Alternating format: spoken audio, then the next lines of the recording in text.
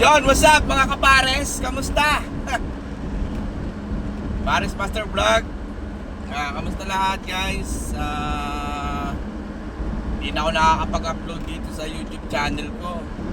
Naging busy na ako dito sa paglalalamove.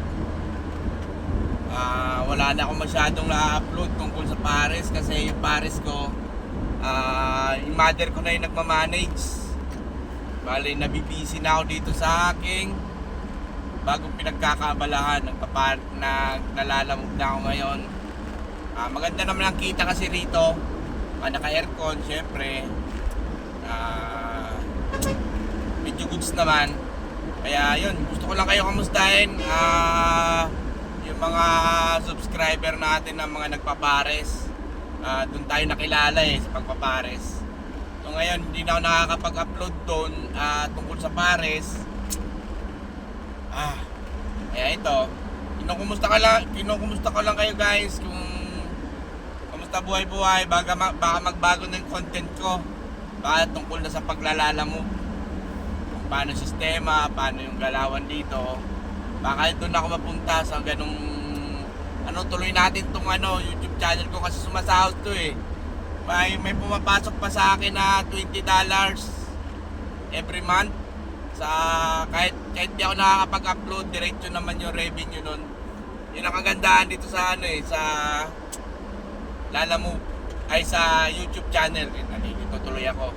Yun, gusto ko lang kayo kamustahin. Paabutin natin to ng 3 minutes para may upload kasi sa YouTube, pag di ka nakakapag-upload ng 6 months, mawawala lahat ng pinaghirapan mo. Napakahirap nun. Lalo na yung email ng YouTube, yung sa tungkol sa tax, may 3 pin kasi doon. Yun ang pinakamahirap sa pagiging YouTuber, yun ang pinakamahirap i-achieve. Kaya saka organic tong yung YouTube channel ko. Kaya tiyagain natin to guys.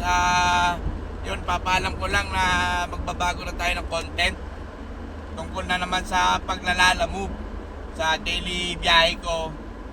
Marami nang gumagawa nito pero susubukan natin para ma-inspire naman yung iba na gusto rin maghanap buhay ng katulad nito na lalamove.